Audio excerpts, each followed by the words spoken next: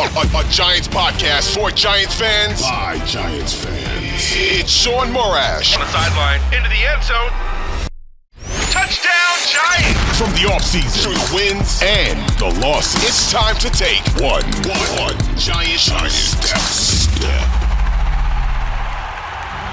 Welcome inside One Giant Step, a Week 8 preview edition. Those weeks are flying by for the 2-5 Giants as they still lick their wounds off of a loss to the Philadelphia Eagles last week at MetLife Stadium. I'm Shaun Morash, joined by Bryce Gelman. You can download and subscribe to One Giant Step free on the Odyssey app, everywhere podcasts are available. If you're catching us on YouTube maybe for the first time and you want more of this, find out where we are on audio-wise, that's the way to find us. Free on the Odyssey app, everywhere podcasts are available. One Giant Step. All right, Brycey boy, the Giants head to Pittsburgh for a Monday night showdown versus the Steelers, which, man, it just shows you what a couple weeks and a couple injuries changed things. When the Giants had beaten the Seattle Seahawks a couple weeks ago and you started to play the game, and the Bengal game could be tight. The Eagles are ripe for the picking.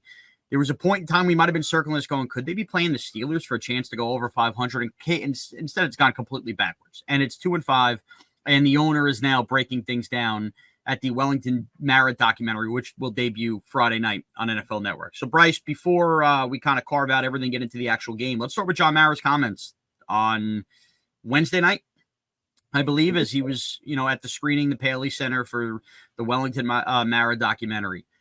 I will personally tell you that when I met Mr. Mara the Friday before opening day, he could not have been more cordial, more gracious. He was great with us on the air on Evan and Tiki on WFAN, off the air, even more gracious too. I definitely have gotten the vibe around him the whole time that it would take something catastrophic for Joe Schoen and Brian Daboll to lose their jobs. And Pat Leonard asked the question in week 2. Pat's a good reporter, but Pat's he's an instigator kind of reporter, which I think there's a perfect place for that in the world. And that was caused the Brian Daboll stare down after the Washington scenario. Yeah. I think, and this is no disrespect to any of the good guys that work and women that work covering the New York Giants, Bryce. When you have bad years year after year, you have a job to do writing stories. And when there's blood in the water, you start amping up the stories about calling for people's jobs. And the Giants have been through significant turnover over the last decade. How many more coaches, GMs can you go through? And then the fans latch onto it. They start reading the stories, going, what these guys do stink or whatever.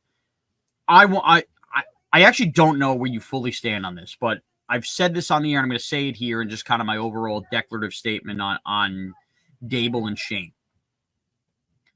Do I know long-term that they're definitively the answer? No, I don't think you can know that at all. But I know that in year 1, Brian Daboll won Coach of the Year, and that wasn't on accident.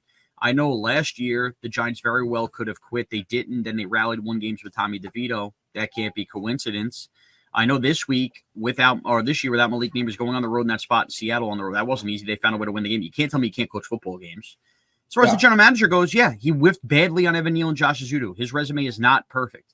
But as it stands right now, 3 drafts in, he has arguably the best draft class in the NFL if you're rating PFF stuff. There's up, there's down. We got tired as Giant fans about complaining about the offensive line for years, and we finally pivoted to saying it has to be Jones, it has to be Jones. Now the fan base is unanimous, even the Jones supporters, in that you got to get rid of him, especially when you saw Hard Knocks. Yeah. So what is it? Jones isn't a story anymore because he's basically dead and buried. The offensive line's not a story anymore because it's basically been fixed other than now the Andrew Thomas injury. So because the team still stinks and because there's so much time left, you focus on firing the GM and coach. I'm happy that Mr. Mara came out and made these comments on Wednesday night because the last thing the Giants needed and this locker room needed was weekly questions because the losses are going to mount. They are going to be a great team, especially without Andrew Thomas.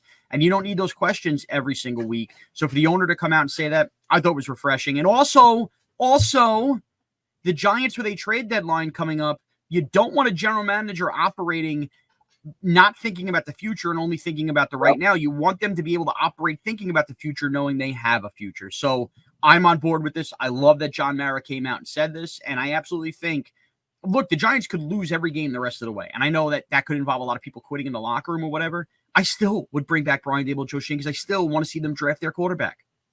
We're in lockstep on this. We've been in lockstep about this all season long. Wins, losses, doesn't matter.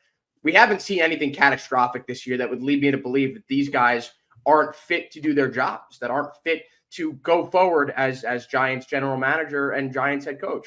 We saw, Shaun, for 5 seasons, John Mara stick by Dave Gettleman's side. And that is going to be the argument against bringing back Joe Schoen and Brian Daboll.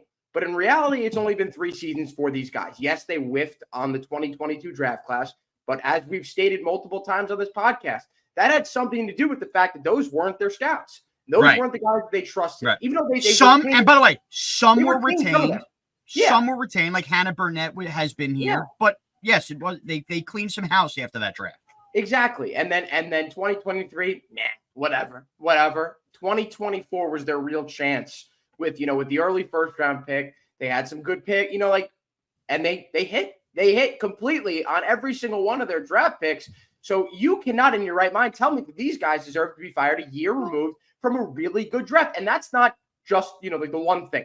That is what gives me full confidence in the fact that they will be retained. Even before John Mara said this, I'm glad that he said this. I'm glad he cleared this up because it all, it put to rest in our minds the idea that there won't be continuity going forward. We know there's going to be continuity. The whole thing about it for me was like, all right, they hit on this draft. I think that was like the fact that they hit on the draft, the fact that all these guys are showing up and showing out week to week makes it so much more clear to me that they will be back, that they will be afforded an extra year. We want to see them draft their own quarterback. I mean, listen, I'm not speaking for the rest of the Giants fans. I'm speaking for me and you. We both want to see these guys draft their quarterback. We've seen that stuck with this guy in Daniel Jones. It's an unfortunate situation as to why they had to pay him after 2022. They won a playoff game. They had no choice. And I hate to see the discourse on Twitter, on X, and you've seen me tweet about Daniel Jones. It's so frustrating to me. Like, they signed it. Get over it. It's over. They have to. Bryce, I know you've seen me tweet at this, at Shaun Morash, at Bryce Gelman, by the way. You can find Bryce's thoughts. All right. Let's just, everybody take a deep breath when thinking about Daniel Jones and thinking about the New York Giants, and use a time machine and be sensible about it. The Giants hired Brian Daboll or Joe Schoen and then Brian Daboll. They declined Daniel Jones's 5th-year option and let him play out his 4th year. Okay? That was a mistake. That was a mistake. Hold on. Mistake or not, every single Giant fan was in lockstep based on his injuries and his talent that, you don't pick up the 5th-year option because we're moving on at the end of the year. So, in hindsight, it was a mistake, but every single one of us praised Joe Schoen and Brian Daboll because they came in and they didn't think he was their long-term quarterback. Then what happened, Bryce? 2022 happened. Daniel Jones was healthy. Brian Daboll, with the Joe Schoen, some parts of his roster was really still Dave Gettleman roster, overcoached this team way better than Joe Judge ever did, and found something with Daniel Jones in the run game and the options and stuff with Saquon Barkley. He threw 15 touchdowns, ran in 8, rested in week 17 versus the Eagles. In his playoff game, then put up numbers. Yes, that Donatell's defense stunk. Daniel Jones still finished, if you take the first 17 games, because remember, he sat out the last week, so if we count the wild card game as his 17th game, he finished that season with 25 total touchdowns. Everybody focuses on the touchdown pass numbers, forgetting, of course, he sat week 16 and eliminating the runs because they make a convenient argument. When you're identifying that guy and you're thinking, okay, this is the first year in my system. He was healthy. Now we start adding pieces. You assume he's going to now ascend in your system. But to protect yourself in that assumption, you say, but I'm not giving him some kind of big bag 4 or 5 year deal. I'm going to get creative with a deal where if he does ascend, then 4 years for $160 million, and we've already seen the average annual values now, he's paid between the 15th and 17th most, would look like a bargain. Yeah. And if he doesn't, if he reverts to getting back hurt or, doesn't play well, guess what happens? We can get out after 2 years without a bad dead cap hit, which will be the case at the end of the year. I'm sorry. I know Daniel Jones now stinks. I know Daniel Jones didn't take the next step after 2022. If you were really examining the contract at the time and because it's lazy to just go $160 million. He's not getting the full $160 million.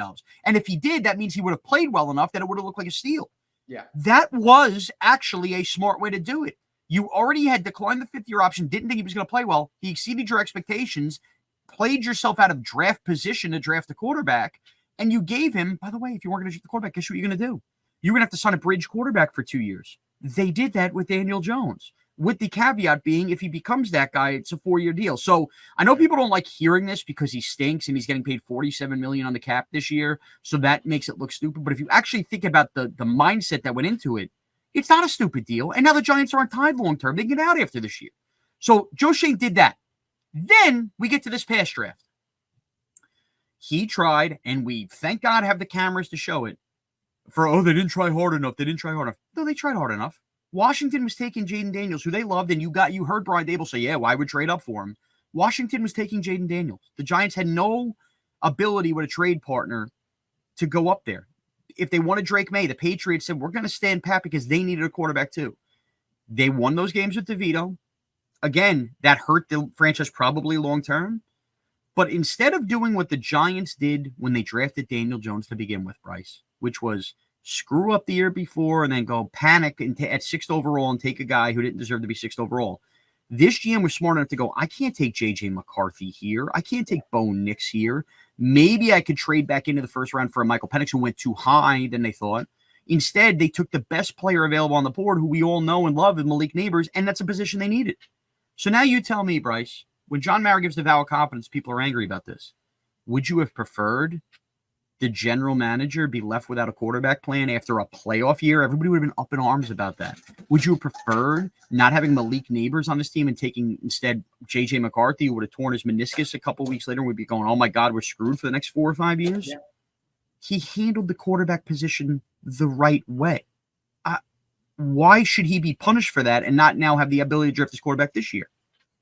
100% agree. 100% agree. And the fact that there are people out there, there are a lot of my issue with this is more about the casual, Shaun. The people out there that think they know about the Giants. The people that think that Saquon Barkley was the right move and bringing him back was the right move. Get a grip. Get a grip. Understand the needs and the wants of this Giants football team. Understand the situation that they were left in after. I say left in. They won a playoff game, but like what happened after is a situation that they were, for better, for worse, afforded. And they made the right move, as you said. They left themselves that out in the end of the contract. In the last 2 years of the contract. They didn't pay him 4 years guaranteed. When the deal was made, everyone saw 4 years, $160 million. Half the people didn't realize that the Giants could get out of it after the second year. I know. They set themselves up perfectly. They had no other choice, and they did exactly what they needed to do. The fact that there are people out there continuing to criticize this front office for that deal, when we're now 2 years removed, is absolutely blasphemous. It's insane. We got to stop it. It has been way too long, and it's over. The situation is what the Giants were given. They were left that. It is what it is. Now, here's the negative, and I'm not going to paint it all as rosy. When you do pass and don't panic, take McCarthy or Nix, and instead just go best player available, when you do that, at some point you do have to take a swing, even if it's not the perfect time and scenario. And it is yet to be determined where the Giants end up in the draft pecking order. We still have a whole second half of the year ahead, okay? There are split debates amongst plenty of draft analysts. Like I know Matt Miller tweeted out yesterday, the problem is there's not that many great quarterbacks. I mean, we hear this every year. There will be quarterbacks taken in the first round, from Cam Ward of Miami to Jalen Milroe of Alabama to Carson Beck of Georgia and Quinn Ewers of Texas and Shador Sanders of Colorado. We will all have opinions on them. We will be split as a fan base on who we like, who we don't like. And the fact remains, we've all been, you listening out there, if you download, subscribe to One Giant Step, me talking right here, Bryce talking, we've all been wrong and we've all been right on college quarterbacks. We all have, because that's what you do when you debate it for weeks and hours and all of that. This regime, though, almost has to take one this year. Unless Ethan from Gotham Sports' stupid rumor mill that he made up about Matt Stafford comes true. By the way, they win on a Thursday night. I don't think so. Yeah. They're going to have to take a swing, man. They're going to have to take a swing. It's okay to punt on that for a year when you take Malik Neighbors. You better fall in love with a guy. And if you don't, you better fake fall in love with a guy. And you better hope at least you identify traits that you think Brian Daboll can coach up on a guy. They got to take a quarterback in round one. Yeah. They have to. Yeah. So that's okay to do that for you, but the reality of the NFL is if you want to keep your jobs, you can't not play with a quarterback and then just keep adding to the roster every year. At some point, you got to find a guy. Not everybody's going to be the Niners with Brock Purdy. Yeah. So we'll see, but that's the negative and that's the worry. But All I could do is sit there back and trust because not a lot of people like Josh Allen. In fact, the Giants passed on him for Saquon Barkley with their overshame. Well, everyone talks about that. The pick was going to be Sam Darnold. It was either Darnold or, if you remember, it was either Darnold or it was Saquon Barkley. They weren't going to go Josh Allen at 2. Well, let me correct you with something. The pick was never Sam Darnold. The pick was always Saquon Barkley, and that was the problem. Yeah. We assumed it could be Sam Darnold because he was the highest quarterback rated in the draft. What I'm trying to make the case for is if you had a competent regime picking, they would have identified the right quarterback. Oh, by the way, Joe Schoen was in that regime that identified Josh Allen as their guy and got him. That's all I'm saying. So at least I know he's in the room and can identify quarterback, or at least knows what it looks like to identify quarterbacks. All right, speaking of identifying quarterbacks, before we get to fantasy reality and what lies ahead Monday night, Daniel Jones. Benched in the fourth quarter on Sunday versus the Philadelphia Eagles. We recapped all of that. If you missed that, go back, check out a recap episode off of that horrendous loss to the Philadelphia Eagles. Here we go. This is a road game where Daniel Jones has played his better football. But again, it looks like it's going to be either Josh Azudu or Chris Hubbard at left tackle. Jones, I don't trust mentally at all. How could you? The Steelers' pass rush is daunting. Oh, my God. I'm worried about it. And the home game happening next week versus Washington. I mean, the whole home fans are licking their chops looking for a new quarterback. I don't know where you stand on this, Bryce. I really do believe that Monday night will be the last time we see Daniel Jones as the Giants' starting quarterback. I think he will come out of this game probably for Drew Lock again. It won't be DeVito because he won't be activated to the active roster. I just don't see with the Steelers' pass rush and Daniel Jones' confidence and that crowd rocking and not having Andrew Thomas at left tackle. I don't see how. Maybe it's better where they score more than 3 points. Maybe they do connect and Darius Slayton doesn't drop a pass and they score 10 points or something like that. But I don't think Daniel Jones is lasting 4 quarters in this game, Bryce. It's the end of an era. It's the end of an era, Shaun. If your premonition, I got that right this time, right? You did. If your premonition is correct, then it's the end of a lot of pain and suffering for the Giants. And I think if this weren't a game in prime time, if it was a regular road game, I think Daniel Jones puts up at least a serviceable performance. Without Andrew Thomas, it may not even be possible he puts up a serviceable performance against anyone at any time in any place. But it's a primetime game, another one we have to sit through, and we got the Yankees at the same time. It's going to be a crazy sports night. Insane night. Yeah. So you got this game, and you got this pass rush that you're going to have to deal with, and guess who's going to be in your face all night? All night. He might have 30 pressures, TJ Watt. He may have 30 pressures. He's going to be on Illuminor, by the way, because he doesn't move. Highsmith is going to be the one that eats in this game. But yeah, you're right. TJ Watt's but with the line not being connected anymore. Illuminor did not look as good as he did in the previous 6 weeks last week. So it's like everyone. I don't think he survives. JMS got blown up 15 times. Like everyone is now worse off because Andrew Thomas is not on the field. It's going to be a disaster. It could be. And we'll get into it in a second. But Daniel Jones, I think if he doesn't put up at least, as you said, 10 points in the first half, he's done. I think Drew Lock is starting next week. I want DeVito to start next week. I think Drew Lock's starting next week because I think they're going to at least give Lock the first crack. You're only going to start to see DeVito Thanksgiving time versus the Dallas Cowboys. So right around Christmas time. It's terrific. Look at the vibes are going to be so high in New York when they drop 5 picks. Yep. Oh, we get the 10th pick. Unbelievable. All right, let's get to a fantasy versus reality segment. Kind of pick the game here. Giants and Steelers. I will start it off because I guess I felt like at one point we were going to alternate and do this. As my lovely daughter Peyton comes in here. Peyton, this is a podcast. Peyton, who's your favorite football team? You want to pop up here? Giants. Say it into the microphone. The Giants. Are the Giants going to win? Yes or no? Yes. Okay. Peyton's pick is the Giants are going to win the game. I love your optimism, sweetheart. She's wrong. She's dead wrong.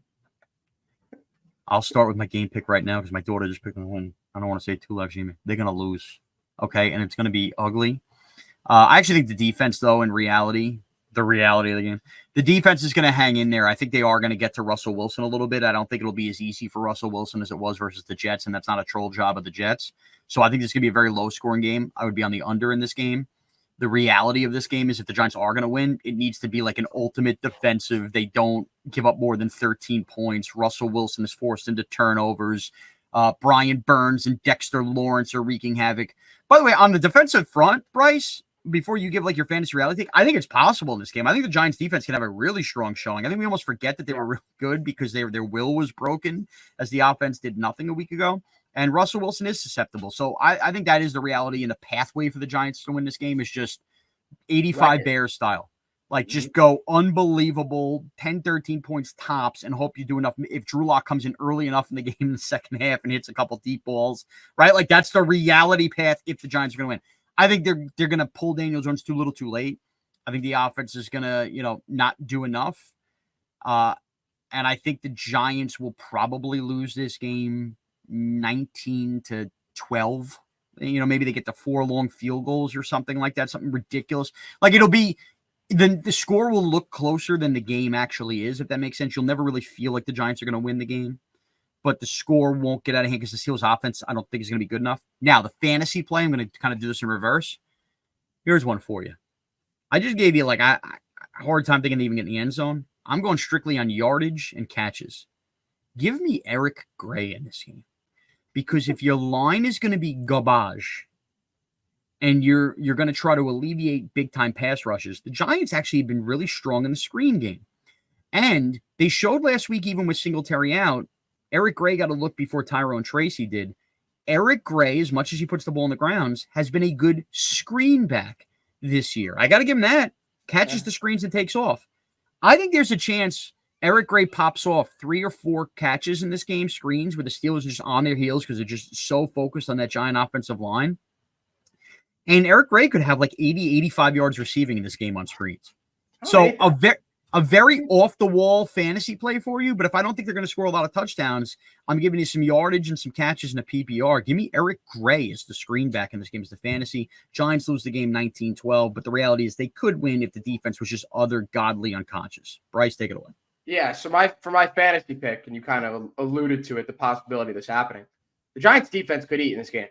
The Giants defense is, at this point of the season, now with the offense completely imploding, the best part of this team. I think they've been the best part of the team all year long, specifically that defensive line. Dexter Lawrence being double-teamed, 60% of the time, which is, I think, 25% more than any other player in the entire NFL. So there's no doubt in my mind that he's the best defensive player in football. If you have the Giants defense, if you have to, gun to your head, you're starting one Giants asset, right, in fantasy football, or for betting purposes, you're picking the Giants defense. You're picking the under in this game. The under being 36.5 right now. 36.5 is the over under, which is just insane to think about. I think it's a good line. It may go under that. Now, I with my pick, I'll get to that in a second. I think it will go under that. But I think if you're going to start someone, you don't start anyone on this Giants offense because it's just too erratic right now. You don't know what to expect. You don't know who to trust in this offense because the Giants don't even know who to trust. They don't know who to give the ball to. They have it's hard to game plan around a quarterback who's got mental issues. It's hard. Yeah. What are you going to do? That was a good visual for YouTube, Bryce. They're going to see that if they're watching on YouTube. But there are some things about football that remain true time and time again. You saw it with the Jets with Sam Darnold. Remember what he said? I'm seeing ghosts. His head coach was seeing ghosts that entire year. That's another story for another day. When I look at this Giants team, now get to the reality. My pick for fantasy is Giants defense. Start the Giants defense. They may not do well, whatever. It's the best option you have. Talking about the reality of this game, I think you hit the nail on the head. I don't want to repeat your points, and I don't want to sit here and also just agree with you just to agree with you. But I just offensively, I don't know if I could see the Giants really getting anything going. They might kick a few long field goals. They may get going in this game. I don't know. I picked them to lose last week 20-9. They lost, a lot worse than that. Right. I think that, and that was more just I didn't give the Eagles offense much credit. I didn't think they were going to score as many points as they did. And that was more the Giants offense being as bad as it was. I think in this game, the Giants offense is going to be just as bad as it was last week. I think that the Steelers have a better pass rush than the Eagles do. For sure. If you look at the stats, the Eagles did not crack 6 sacks. They sacked the Giants 8 times. So it's just every team is now going to put on its best effort against this Giants offensive line. The Steelers defensive line is really good. They're going to look even better against the Giants. I think they get to the quarterback 5, 6, 7, 8, 9 times. I think it's a disaster. And I think the Giants lose this game 21-6. I know it's a very similar scores to what I gave last week, but I think the Giants get very similar team. hoodwinked, bamboozled, and led astray. That's what I got. We just did a whole podcast and we didn't mention I guess we did earlier with the draft stuff. Malik Neighbors. It almost feels like because of no Andrew Thomas at left tackle and now Daniel Jones's confidence sinking, you have no confidence in getting that number wide receiver cooking too. We'll see. We'll see. Either way. So here's kind of the house cleaning. I didn't even talk about this off the air, Bryce. As it stands right now with my duties at WFAN, Evan and Tiki, you can listen to us Monday through Friday. There's going to be a wild next 10 days or so, depending on how long the World Series goes. Let's go Yanks. We're doing this Friday morning right now. It starts tonight. Bryce, a Yankee fan. I'm a Yankee fan as well. We're all fired up. And by the way, the Giants and Yankees in their history have been connected for a long time. I know that it's not always perfect. There are Jet Yankee fans. There are Giant Met fans, depending on some of you guys listening. But there's obviously an overwhelming amount of Giant Yankee fans. The games will be played simultaneous on Monday night. Game 3, the first home game of the World Series, and the Giants on Monday night. I've already discussed this. We don't know if we're doing shows at Yankee Stadium yet. They're still really hammering that all out. I could find out in the next hour we are. Either way, unless I'm handed like a physical ticket and I'm just there with a media credential, my plan, whether I'm leaving from Lower Manhattan in our studios or leaving from Yankee Stadium, is to go home, put my phone on airplane mode, and not start the Giant game on time because I won't be home in time for kickoff regardless because we're doing shows until 7:30. I say that to say my plan is to watch both the World Series and the Giants and Steelers simultaneous on Monday night when I get home, probably around 8:45 or so. Fast forward, I'll catch up. I hope, based on the fact that next week's an early week, Bryce, I don't know how late you're working or whatever, sometime post the World Series wrapping and Monday Night Football ending on Monday night, to come on here, tired as a dog, and just rip through a recap pod. Are you available then, Bryce? We're doing this as a live production meeting. We'll talk. I was offered a shift. Okay. Down. We'll see. I don't want to take money out of it. By the way, Bryce, it's funny that we're doing this on it, so don't worry about your personal business. I don't want to give in too much information. Someone might hear this. If not, well, that's part of the beauty, baby. We all know that. If not, we'll do something very early Tuesday morning. That's why I'm trying to tell you guys when this drops, it drops. But I know some of your focus in the World Series, but there's plenty of you that are Met fans that are focused on the Giants here. Oh, what's up, baby? Okay. See, look at this. We're having production meetings, and my daughter's handing me a bow. She's had enough of the Giants talk. Bow, okay. See you later. Look at this. This is what the Giants have done to us. My daughter's handing me a bow. More entertaining. Bryce is getting shifts. What's next? I don't know. But download and subscribe to a very wonky One Giant Step everywhere podcasts are available. And if nothing else, we're very transparent content creators. We are. We don't hide at all. And Bryce better not edit any of this out. We'll see you next week on One Giant Step.